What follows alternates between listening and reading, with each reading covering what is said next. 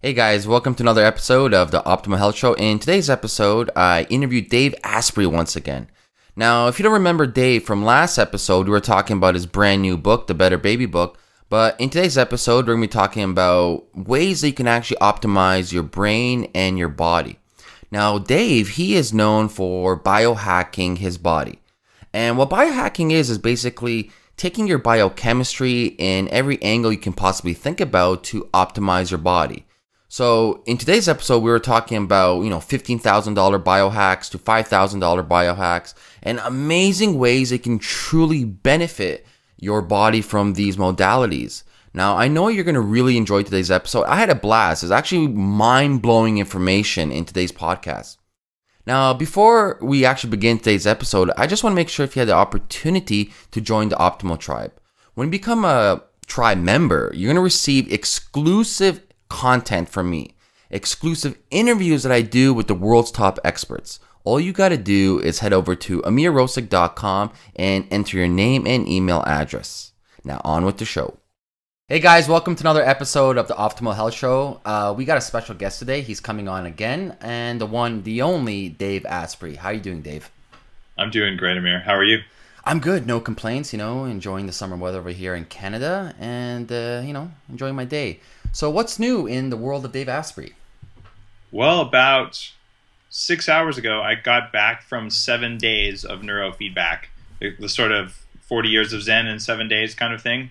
I just went through with a group of clients and a couple friends. And so I was up till 7 a.m. this morning with electrodes coming off my head. In fact, I just washed the electrode goop out of my hair. But you haven't heard that on your show before. Well, no, not at all. That's the first time. Ding, ding. That's awesome. So wow, what was the whole point of doing that? Like, what's the whole experience behind that? It's pretty amazing stuff.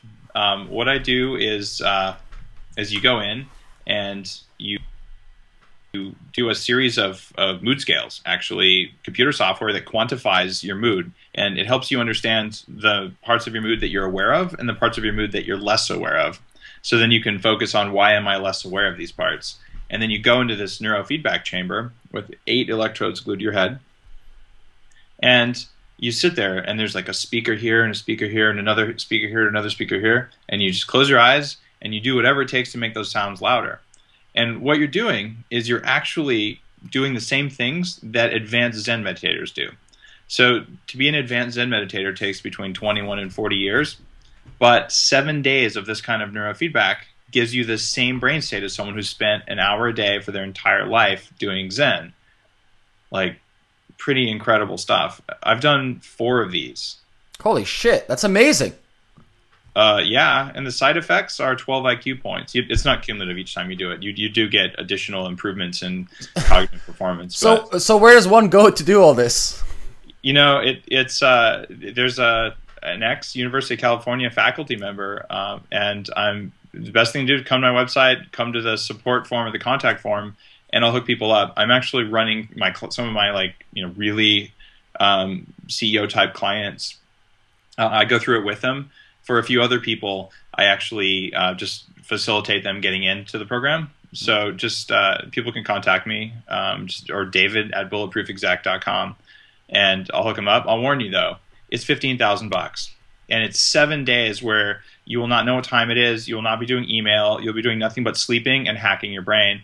And I've seen people throw up. I've seen grown men cry. Like, it is not for the faint of heart. But when you're done, like, the voice in your head is quiet, and it stays quiet, and you're smarter, and you can remember things, and people can do stuff that doesn't piss you off anymore. Like, it gives you like mental ninja powers. And it's only for $15,000. Are you kidding me? Sign me up right now. Well, I wish it wasn't that much, and I'm annoyed that it's that much. I think every high school on earth should have this as part of the curriculum. But right now, I mean, there's a staff of, I think there were 7 people supporting the 5 of us doing the work. Wow. Because, like there's a whole lab full of EEG machines, custom built computers, custom amplifiers, and about 40 years of research and development that's gone into this. Not 40 years from this guy plus this guy, 40 actual years of evolution of the technology. So it's one of those things that's, it's one of the, in fact, it's the top most transformative thing I've ever done. And I've done a lot of crazy stuff. Wow. And it literally, when I first heard about this, was 2008 or something. I just quit one job. I didn't have a new job lined up, which is a bit of a stressful thing in Silicon Valley. You know, I'm a sole breadwinner for the family and all that. And I said, you know, I've got a 4-week gap, and I got a new job lined up. And I said, I'm going to go for it.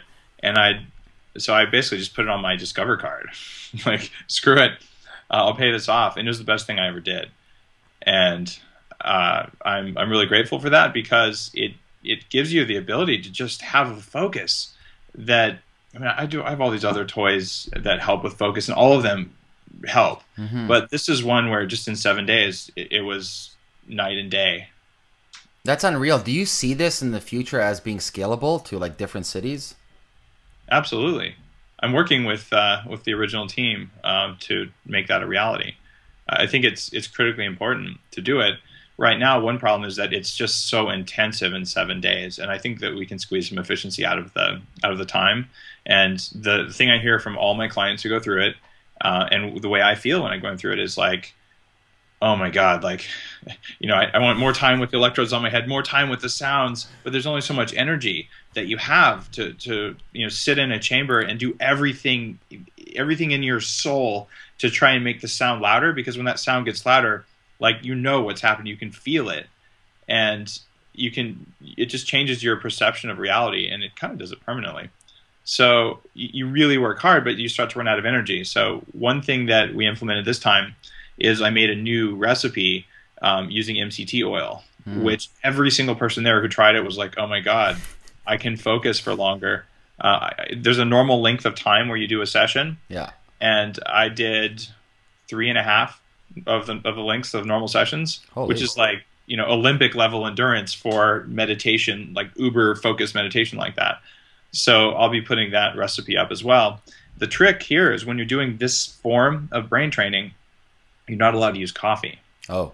Which is already like, what the hell? You want $15,000 and no coffee? Like, ah! But, you know, the truth is that coffee, when you're doing really intense meditation, depending on the form of meditation, may not be good for you. It also may be good for you. There's a debate about that. But we know there's a study that shows coffee reduces alpha brainwaves. The problem, in my mind, though, is what coffee did they use? Yeah. Right? If it's coffee without toxins or coffee with toxins, because the processing of the coffee matters a lot, you know, long before it ever hits the roaster. So there's only one way to find out. You do it with coffee, with bulletproof coffee, and then you do it without bulletproof coffee, and you see the difference. I was this close to like, this would have been yesterday morning, just like doing a bulletproof coffee and coming in and like, you know, closing my eyes and doing the thing and just like blowing the speakers off their mouths and be like, there, I told you. But, yeah. That would have been awesome. That's amazing, man. I really hope that this technology actually spreads throughout the world. And like you mentioned before, if every high school can have one, they'll be fantastic, because in today's age, everybody has some serious ADD issues. It's unreal. If I have my say, this will happen. It needs to happen. It's important. And I mean, there's other technologies that are probably easier to do that have an effect, but not quite this big. Like, I have this one thing. Let me see. So I have these on the website. This is the Neuroptimal Neurofeedback unit. This is, right now, the most affordable way for the normal income people to be able to afford neurofeedback. It's still $5,000, and it comes with a PC and all this stuff, but it includes 200 sessions. So you're spending about $20 a session. Well, 200 sessions of neurofeedback is a ton. It's enough for your whole family and maybe some of your neighbors too. So then someone has to pony up, or you basically have 4 people get together. Each of you gets 50 sessions. Each of you throws in a little bit of money, and it costs less than going down the street to a therapist for 4 or 5 times. And I mean, a therapist who actually uses neurofeedback in their practice. So I put this out online to make it as available for people and as affordable as I know how to make it. And if I could do it for free, I would put it out there for free. I've tried the $100 like homebrew EEG machines. I have one behind me in my bag of biohacking stuff. But the feedback time is so long because the signal processing is so low, it doesn't work. Like, you can get a signal, but it's not good for the kind of training the brain the way it needs to be. So right now, this is the Neuroptimal on Upgrade itself is my top choice here. But given that this other thing is available, I would prefer to do this 40 years of Zen kind of thing for everyone. And so the goal would be to bring the scalable training for the people who have to be there with you while you're doing it, and just to make the process work. So let's hope this happens, because it's not just schools. The other place where I'm most interested is prisons. When you take people who are in jail and you give them 10 hours of brain training, not very much, just with a couple electrodes glued to their head, they magically have a 90% reduction in recidivism. This means we could empty the prisons. Now, there's some large companies who might not like that. The ones who that's a whole different podcast altogether. Neurofeedback can take like troubled kids in school and turn them into valedictorians. I've seen it happen to people sitting across from me at the table doing neurofeedback. It's transformative stuff. So, we're talking about it because I literally got back this morning, and my eyes are still kind of half crossed from it, but it's amazing work, and the people I did it with, I'm going to put some video up on the site from what they experienced of it. But man, just huge improvements from people who are already at the top of their game. That's amazing. I honestly can't wait to see this technology and this type of modality spread out. Just you telling me right now, I'm so curious right now. I just want to jump on a plane and go do it. It's unreal. And just for you to say that you get so much benefit from just doing a couple of sessions, that's unheard of for anything they do out there. I tell you, during the biohacking conference I did in January, we had the Neuroptimal out there, and this is nothing like the full-on thing that I just did, but at least it's a related technology, and I use this, and you can feel a difference. But I had a guy on my team who had Asperger's syndrome. He did a 15-minute demo session, which is less than half of a normal session. And for the next 2 days, he was like, Dave, I can feel my brain. It's different.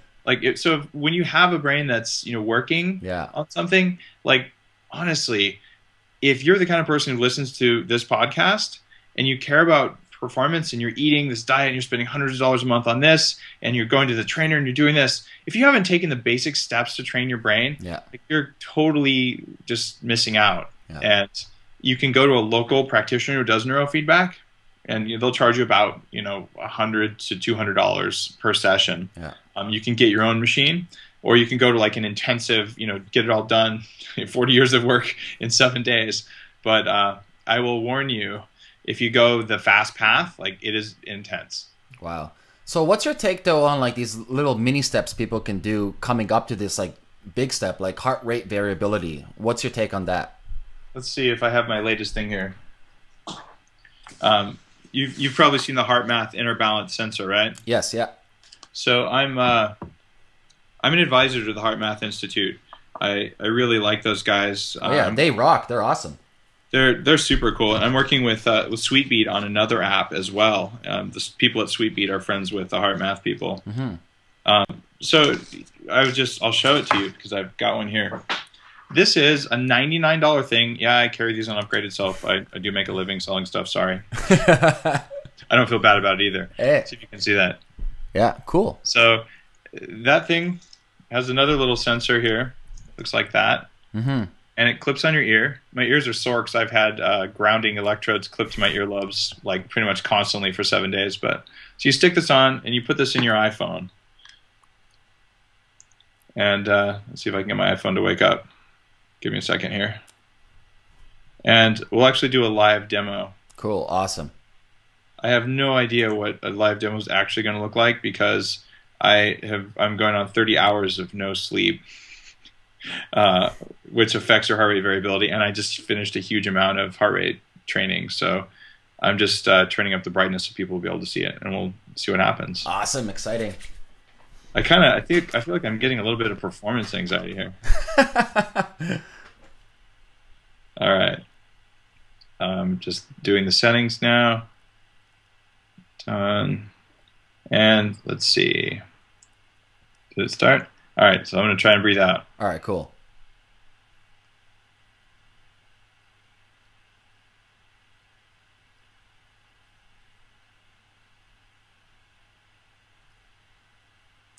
Problem is I can't hear it because I have the sound turned off. Oh, there we go.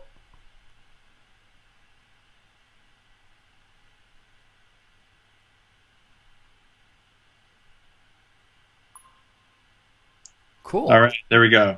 See the 3 blues and the 1 red? Yeah, yeah. So when I hooked myself up at first, blue means you're halfway in a high state of variability. Red means you're not. It's normal to get 1 red when you start. Mm-hmm. So what I did there was I did a really brief, look, I'm already halfway in a state of high heart rate variability. There's 3 settings. Red, which means you're not doing it right. Blue, which means you're halfway there. And green, which means, great, you're in a state of high heart rate coherence. $99. I give my 3-year-old can do this, and it's amazing to watch a 3-year-old take a 5-second in breath and a 5-second out breath, but they do it and they love it. Mm-hmm. And every one of my executive coaching clients, I'm like, you need to get one of these machines. You need to use it for 10 minutes a day for 6 weeks, especially before you go and spend a large chunk of money on something like this. 40 years of Zen in 7 days kind of thing. So the reason for that is that turning off your fight or flight response is just the first step, but it's a really important step. That's amazing. Now, what do you recommend someone, is there a certain time in the day that you would recommend doing this? It depends on who you are and where your strength is and where your weakness is. The time that most of my clients have the most difficulty is with sleep. So probably 80% of them have a hard time falling asleep. So absolutely do it before you go to bed, and you'll go to sleep faster and you'll sleep deeper. Other people have like daytime stress, so you do it at lunch, and this sounds a little weird, before your golf game. So pro golfers are all using heart rate variability. There's a book on what it does for your golf game. It's really awesome. Profound. Yeah. So like, honestly, it's $100. You spend that on a nice dinner and drinks. And if you don't have one of these things, you just need to do it, because it's going to take you 6 weeks to form new nervous system components. You're going to form new synapses that teach you how to turn off your fight or flight response and how to know when it's triggered. Before I had this kind of technology, you walk into a meeting and say, the CEO says something the same way that, your mean uncle said it to you when you were 3. Yeah. Okay. Without any conscious knowledge and for no good reason, your nervous system, not you, but like your body, it's like, oh my God, that was a threatening situation, like, 50 years ago or something. Get ready to run, get ready to fight. Okay. And it'll get you ready to run and fight before the thought comes into your mind about what the guy said. It's that fast, because it's a startle reflex that's getting triggered there. So if you haven't trained yourself to know when the startle reflex happens and to turn it off, like, you're walking around carrying this huge weight and you don't even know it's there. And that makes you a chump.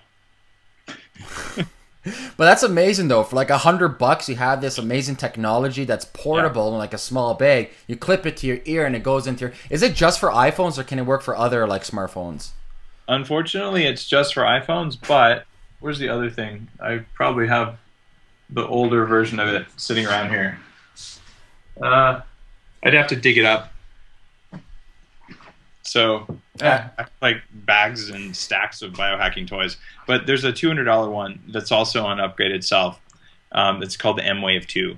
And it works as a standalone device or plugged into your computer. Okay. So that one is smaller than an iPhone, but it's bigger than that little postage stamp size thing.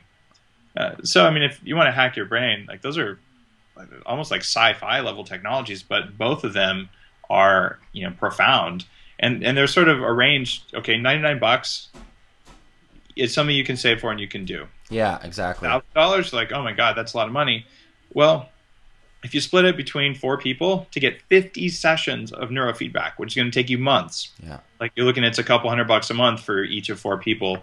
And that is the only way that I know to get this to the masses quickly, which is why it's up there. And then one of the people who's done this 15 years thing is a waitress, and she saved her tips for 3 years, and came in, plunked it down, and came out like rocking it.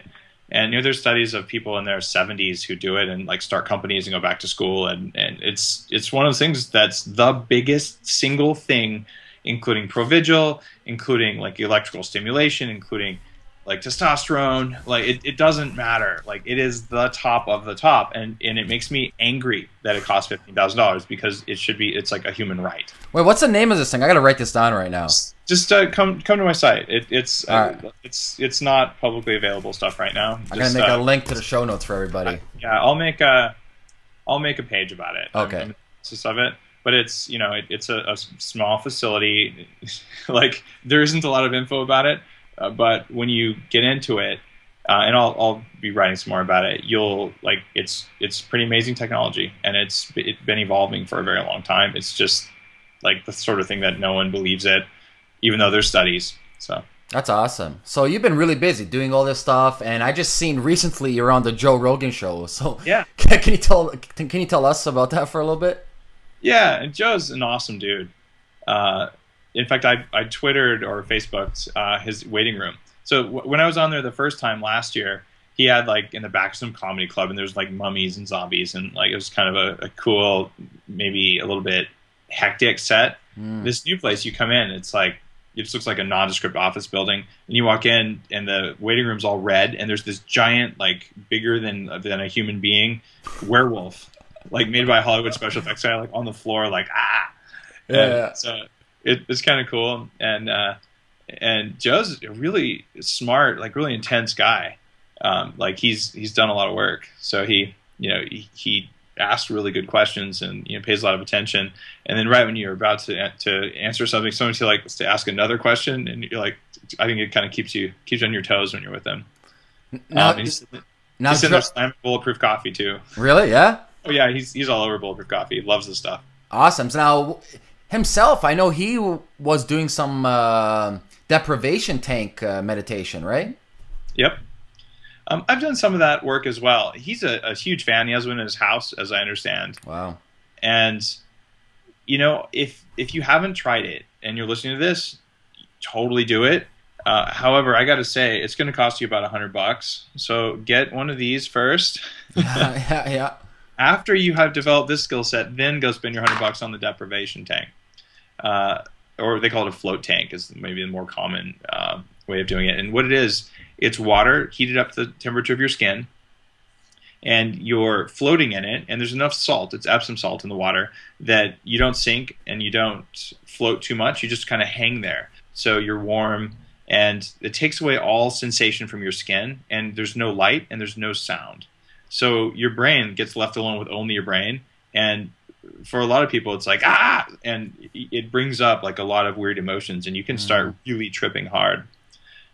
When I first did it, even though I've done a lot of work, I didn't have like any emotional stuff come up, but I felt like I was falling. Wow. So that doesn't elicit a panicking response in me anymore, because like my panic response has an on-off switch, thanks to the heart math kind of stuff. So I'm just laying there, I'm like, this is intriguing, but it feels like I'm falling really fast, but I know I'm just laying here. And at the time, I'd been doing an enormous amount of travel, and I was getting like, I get like an ulnar nerve thing here from like pressure from those stupid seat rest things, because I'm like a big enough guy in my shoulders that like I have to like do this. Just crunch in, yeah, exactly. And it's like, wah! So, woe to those who sit next to me. But so I'm like I'm feeling this, and it's kind of radiating down, but it gets really amplified. So I'm sitting there, and I'm trying to relax, and my arms like start doing this, and all of a sudden I'm like, just as soon as I relaxed, I was doing that. So that was the amount of tension I was carrying in my forearms that I was unaware of. Holy.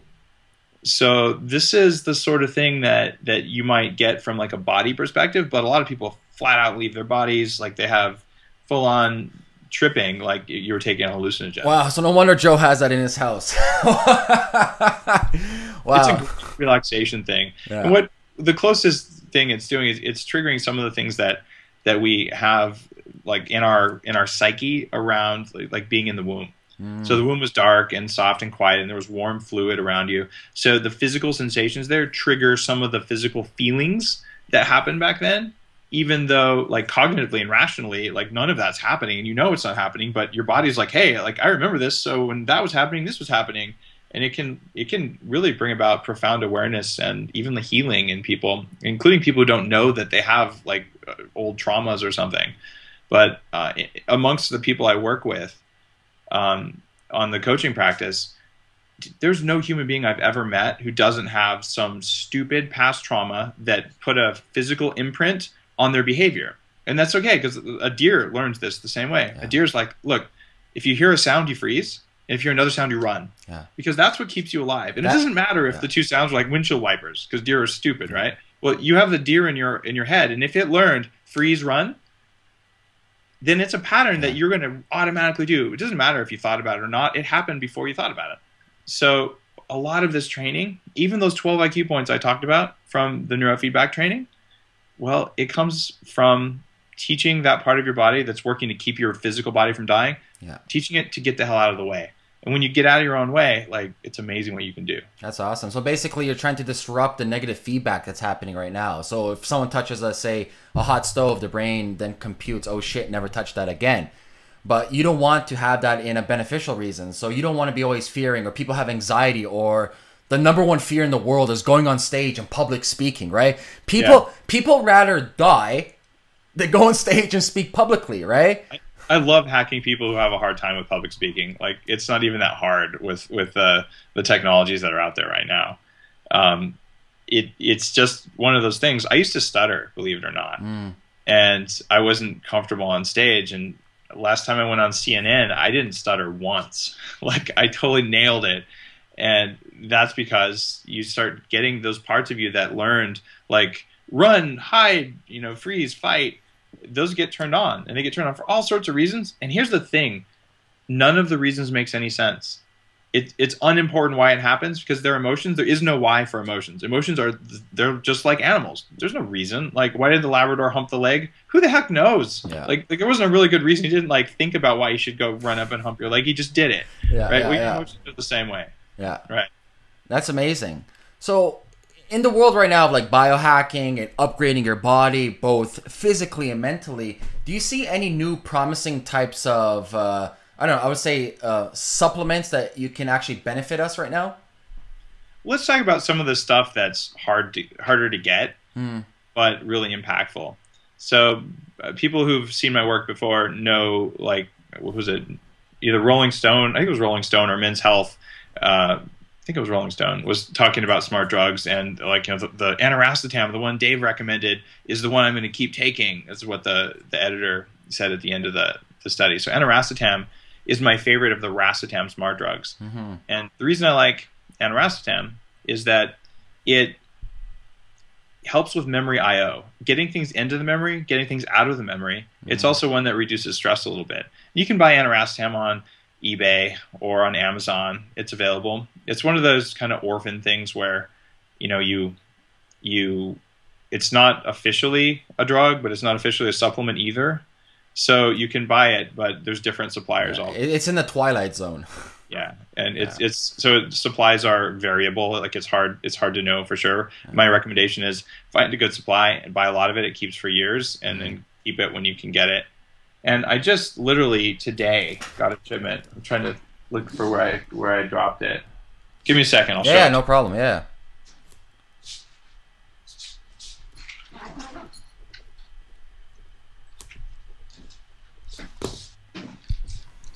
So one of my favorite racetams of all, even more than aniracetam, is phenylpiracetam. And it's hard to get. So this literally came in the mail the other day. Cool. This is phenylpiracetam. I have no idea if this is the good stuff. I've taken it once from this bottle. So I don't know. It's called Demi-Urge phenylpiracetam. And this stuff, the reason it's my favorite is piracetam, it gives you a mental focus and energy. It actually does something to your ATP synthesis. And it also enhances oxygen levels in the brain and communication between the two hemispheres of the brain. In fact, I used aniracetam while I was doing my neurofeedback training because it seems to enhance the effect for me. Now, in fact, I would say this time I doubled my previous high score from last time I did neurofeedback about 4 months ago. So I've been rocking it, you could say. But phenylpiracetam gives you this like body energy as well. So it's favored by athletes and people who like the physical side of it. The warning on the racetams is, I know this is tragic, they may amplify the effects of caffeine. Terrible. I mean, Oh. But let's talk about this for a second. What's the ability of the racetam family crossing the blood-brain barrier? I know that they work inside the brain. I haven't seen a study about like what percentage of it crosses the blood-brain barrier. Because I'm just really curious in knowing, like, you know, one person may take phenylpiracetam, but like, I was wondering what happens if you do stacking. Like maybe take like phenylpiracetam, like a phospholipid, like krill oil, or maybe like alpha GPC, or maybe Noopept. You know, like I'm just curious. Yeah. I'm curious where that's leading to. You know, having a different racetam stack is really cool. Hang on a second. Let me grab something else from my bag of tricks. I'll show you another one. Awesome. See, I live in this stuff. I love it, man.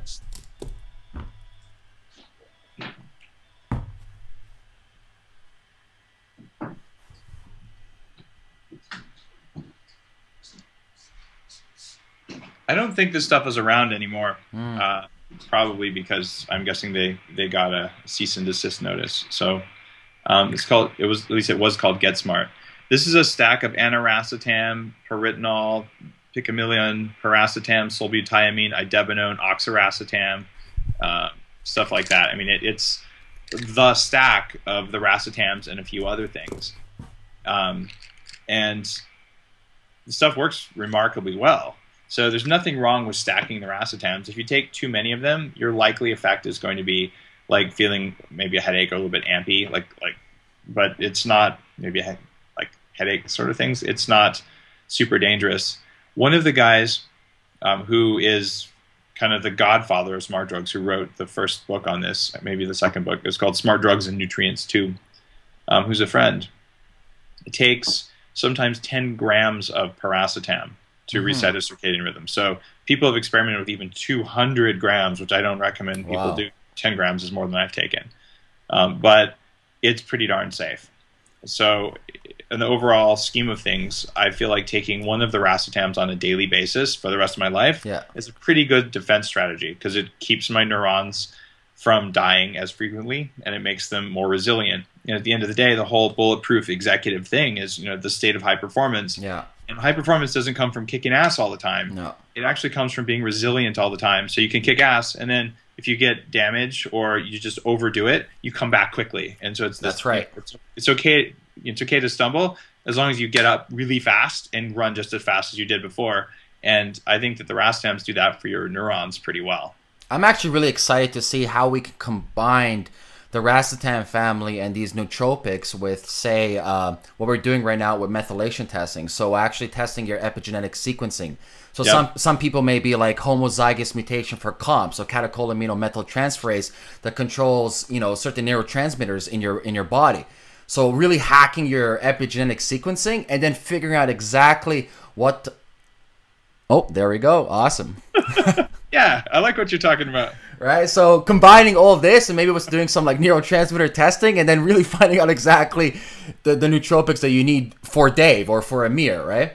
Yeah.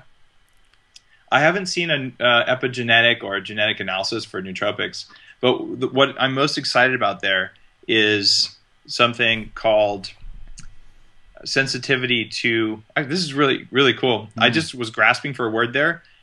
I never grasp for words. And the reason I'm doing that is because I'm going on 30-something hours without sleep. And of those, probably 8 hours was like super intense, like in a chamber, concentrating with all my might. Yeah. So I'm just for me and for all the people listening to this, if you have to stop and dredge a word from your memory, something's not right. Yeah. You should be able to effortlessly recall a word whenever you want to. And if that's not how it is for you, then you need to change your diet and you need to start looking at your nutrition. You need to start looking at toxins and sleep and stress levels. Because especially if you're, you know, under 65, that ought not to be happening. So now you were asking me something when I distracted myself by forgetting a word. What was the?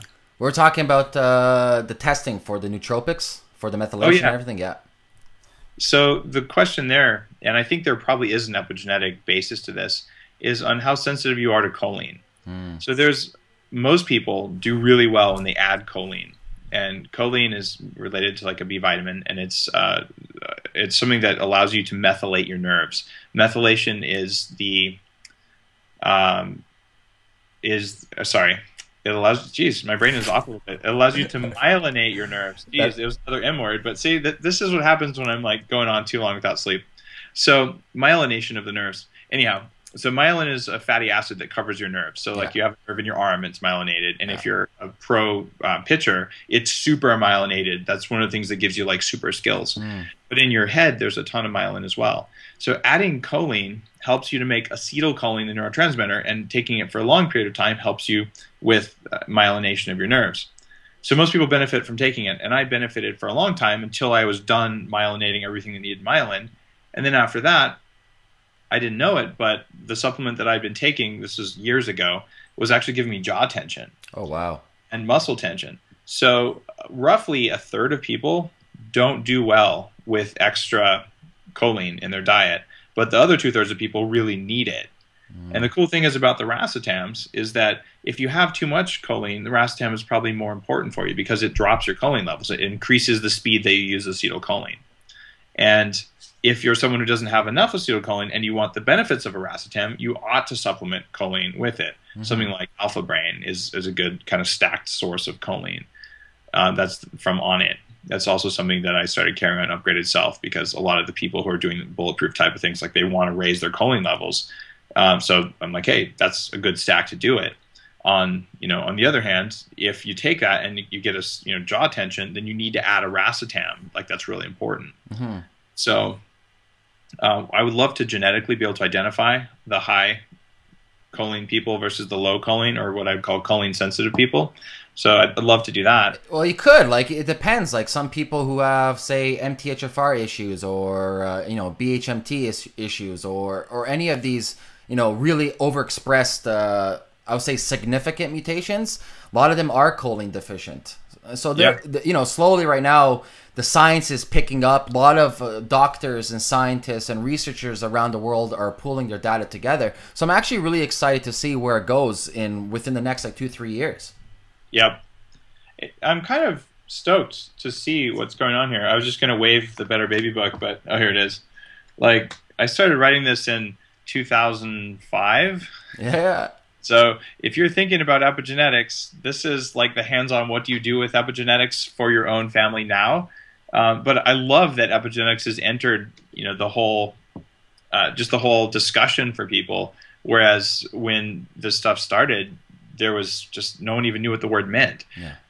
So the idea that you can control your genes with your environment is huge, and knowing what your weaknesses are genetically allows you to change the environment to address them and to route around them. Like that's pure biohacking. That's awesome. So for anyone who didn't see our previous episode, Dave and I actually did a whole episode about the Better Baby book. So check it out. It kicks ass. It's all about epigenetics and creating the ultimate baby.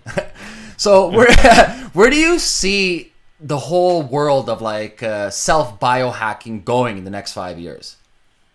We've got to get more data from people. So one of the things I'm kind of stoked on, believe it or not, I did not plan to have any single toy for this. Like I just turned on, I had a meeting till like 1 minute before we started. So this arrived in the mail today. This is the Basis watch. I haven't even taken the sticker off. Cool. So I was CTO of Basis for a short period of time, about, I don't know, 3 or so years ago. When I joined, I'd been led to believe that the product was ready to launch in a month or two, and it took 3 years. Wow. But the market it is out on the market now. I'm kind of excited to try it out. This is a watch. You take a look at the back of it there. It has a little sensor. It's got a red LED that shines in through your wrist, and a little camera sensor that picks up the light that comes back. And it can look at your heart rate without needing a chest strap. It's actually getting it from the wrist, which is technically a pretty cool thing. And it's got an accelerometer and a bunch of other stuff in there. So that's kind of a cool thing. So it'll be able to tell me data that's not that useful, like how many steps did you take? Like, sorry, I know it's easy to measure, so we like to make little gamification things around it. Yeah. It doesn't matter if you took the stairs. I'm sorry. It's not going to change your life unless you ran up 30 flights of stairs carrying some weight as fast as you could, in which case you just did high-intensity interval training. Otherwise, your watch or your little Fitbit isn't really going to do that much other than make you happy. So that's fine. But this with heart rate, and I wish heart rate variability or pulse oximetry, which are capable in this but aren't turned on, those are the things that are really going to be important. So it's not just having the data. for a short period of time. It's having the data all the time, integrating it, with your iPhone. And when you do that right, what you're going to end up with is, the ability to have kind of a dashboard. It'll have gaps in the knowledge, but it'll be pretty amazing. And then we get all that stuff up on the web, and we start doing big data analysis, and you start adding your own data that says, oh yeah, I'm on Lipitor, and I eat this kind of a diet, and oh look, I'm a vegan, and my performance is low. Yeah. All vegans have low performance. I wonder what that is, except a few genetic freaks who I think are not doing good things to their health, but can kick my ass. We'll leave that for another podcast all by itself. The vegans that can kick my ass. I'm forgetting that there's one really good triathlete vegan guy who's just amazing. Oh, what's his name? Wait. I know his name. He was on the Joe Rogan Show. I have a lot of respect for what he does. Brendan Fraser? Yeah, that's right. That's right. Yeah. Give that guy a steak, and he would kick even more ass. That's all I'm saying. No, but there is some people out there, like you're saying, they have certain genetic sequencing in their body that actually lets them perform at that level, right? Now, that just goes on. That's all different. Once again, different podcasts of like quantum nutrition, talking about electrons and protons, but we'll leave that on the side. But going back to the whole technology aspect and really, seeing how we're taking the health in our own hands right now, and it's all about preventative care. You just mentioned this watch. Do you see anything else that you think is going to become a standard in people's homes? Yeah. Two things. Now I'm going to go way out there. All right. Lasers. Lasers kick ass. We should all have lasers. And I don't mean laser pointers. I mean the kind of laser that you might have seen at your chiropractor, or you might have used. Cold lasers, right? You get an injured elbow, you put a cold laser on it. Well, lasers do amazing things with the right, like the infrared wavelength lasers, when they're pulsed the right way. They turn off inflammation in the nerves. They increase mitochondrial resynthesis by 75%. Holy shit. Oh yeah, they turn off nausea almost instantly. For some people, for some causes, they can treat headaches. So I've had a laser for 10 years, and I bought it because it fixed my whiplash in about 6 days, whereas my first whiplash took 6 months of regular chiro visits. So I've used this thing on my kids. I've used it on countless people, including like post-surgical people, where friends have a knee surgery with major metal in the knee, and they're like, "Well, I'm highly skeptical, but can I use it?" I'm like, "Sure, it's sitting in my living room, and give it a shot." Be my guest. So and then they call me the next day and they're like, "I thought you were full of crap, but oh my god, it doesn't hurt for the first time. Can I drive an hour to your house to use it again?" Like, yeah, take it with you. Like, it's okay. Yeah. Stuff like that. Yeah, I dropped $5,000 on that thing. But honestly, the bill of materials in it is like $50. So these things need to make it into the home, and this should be something you reach for before you reach for your bottle of Advil. Wait, repeat that again. How much it cost? The bill of materials in it is probably $50. Holy maybe shit. 75. I mean, you need a battery. The battery in this thing, and it's a commercial, class 2 medical device.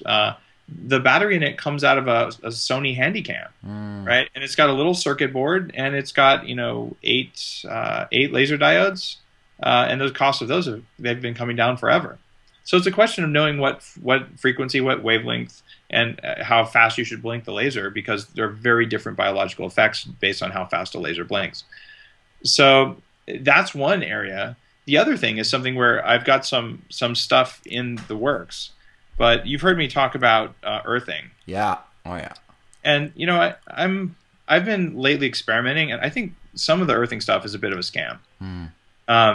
It works for inflammation and jet lag, but you don't need a $300 sheet. The smallest wristband that they have for 90% of people works just fine. Really? So yeah. So I think that he's pushing like incredibly expensive, bulky stuff because he makes a ton of money on it. And I've got the half sheet. I've been selling the smaller pads because they seem to work fine. I stopped selling those, and I'm just recommending to people walk outside. And like for jet lag and stuff like that, I have a little strap that goes on my wrist or one that goes around my waist. And it weighs a lot less, it costs a lot less, and it seems to provide exactly the same benefit, unless you're like a burn victim or like a super, Lance Armstrong triathlete, in which case you might get a tiny incremental benefit from spending like 10 times more money on, expensive earthing equipment. So I think there's, a little bit of marketing in there, but I'm still like fundamentally turning off inflammation because of electrons is amazing. But earthing is one thing, Yeah. and I think it's legitimate technology. I just don't like the way it's being packaged right now. I agree 100%. But Yeah. on a second tangent that I'm just going to go off right now is, well, what's your then take on all the EMF that's going on today, right? That's something that we should be paying attention to, no? It's something that I wrote about in the Better Baby book. Yes, you did, yeah.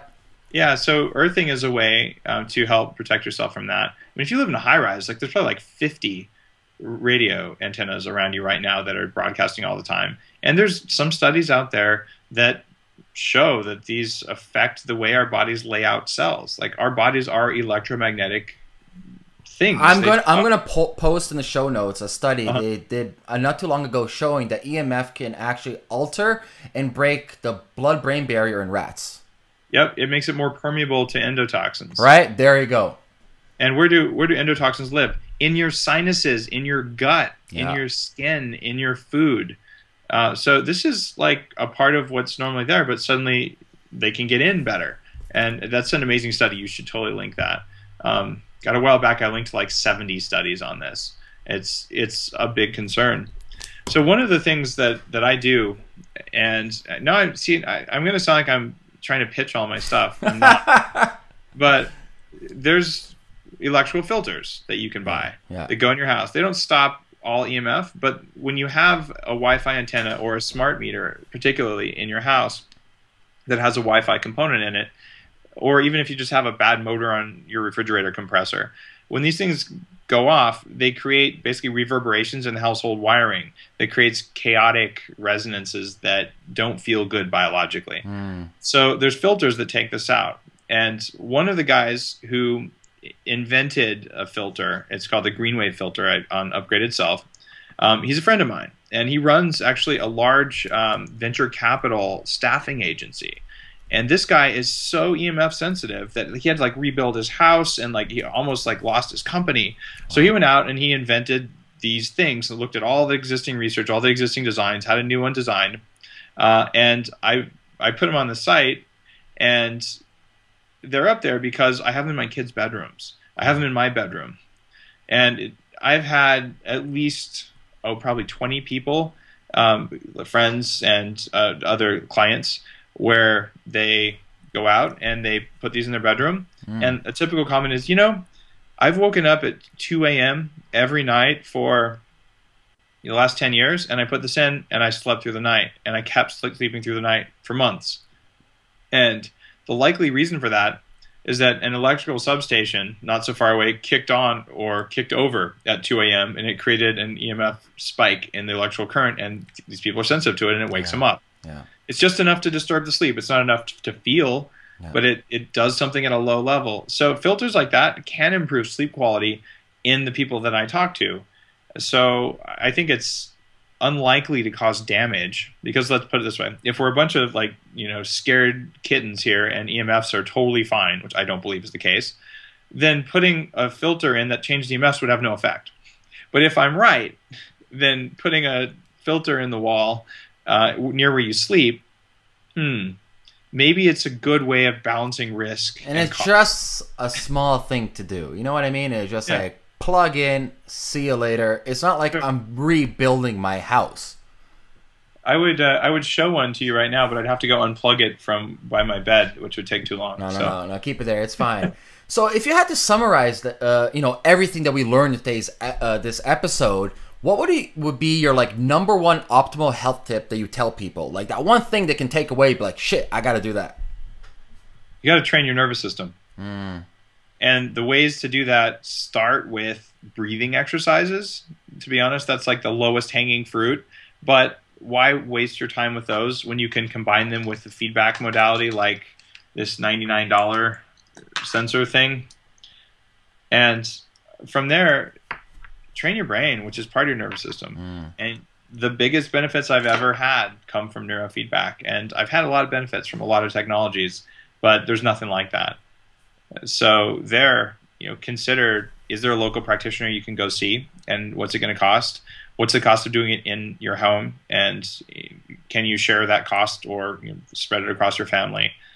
And in some cases, your insurance may even pay for it, Oh, cool. which is kind of cool. So if you have some condition like mild anxiety or depression or something, you can find a psychologist or psychiatrist who works with neurofeedback in their office. And then you can make an appointment, and as long as you have a diagnostic code and you have insurance in the US, then you're fine. In Canada, they do have neurofeedback facilities as well. I don't know the status of Canadian insurance coverage for neurofeedback.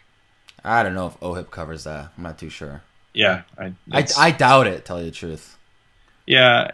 I suspect if it's part of a broader type of therapy, if it's a modality that a licensed therapist uses, yeah, maybe you can squeeze it in there. Who knows? I don't know. The door closes, what the therapist does is...